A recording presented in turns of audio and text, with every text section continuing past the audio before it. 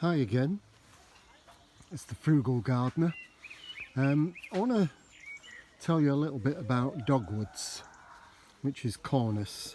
A lot of them are grown for the coloured stems that they have, and you should have by now cut them all hard back for next year, for the end of this year's coloured stems.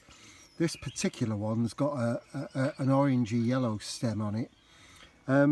What I found out is, and what I wanted to say to you was, don't always go by the textbook, because sometimes it changes. And I found this out myself personally about 10 years ago, that some dogwoods, especially the yellow varieties, grew very spindly stems, and the advice from the experts was to cut them hard back down to around 3 or 4 inches from the ground, and then the new stems would have this new vibrant colour.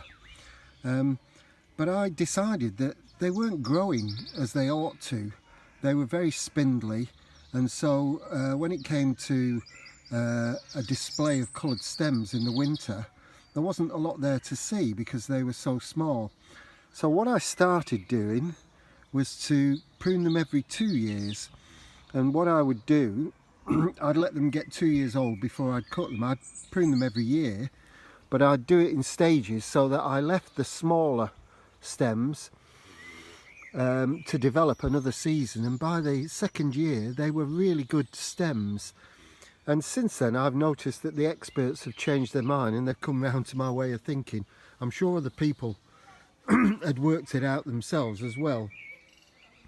But it just goes to show that it's instinct with a lot of things what you should do. This is another Cornus, but this one isn't grown so much for the stems, which are nice and green, but for the variegation. This was quite small 2 years ago. My son bought it for my birthday about 2.5 years ago, and I had it in a pot on the patio, but it started to get too big, and since I've put it in the bed it's taken off, but it's quite spectacular for variegated foliage. So it's like a lot of things that you need to judge for yourself what needs doing, and you'll have an instinct for these sort of things as you get older and you see these plants growing and doing things. So you know, be a bit experimental. If you sometimes it won't do any harm at all. Cornuses are best grown if they're growing for the stems in groups, because if you have 3 or 4 plants together, then it'll give you a much better effect. But I'm a bit limited for space here, and this particular Cornus is one that I grew from a sucker, and I've done this with several this year. I've grown some here. Again, these were suckers growing in the ground, and I cut them off, potted them up, and I've put them in pots, and they're all sprouting now. They had roots on to start off with, and it's a good way of propagating dogwoods, so you can try that.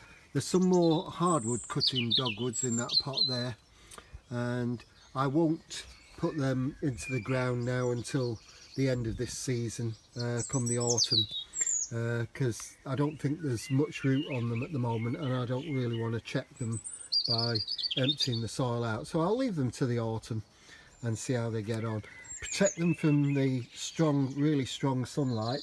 That's why I've put them at the bottom of the garden here underneath these trees to give shade, and that should keep them quite happy.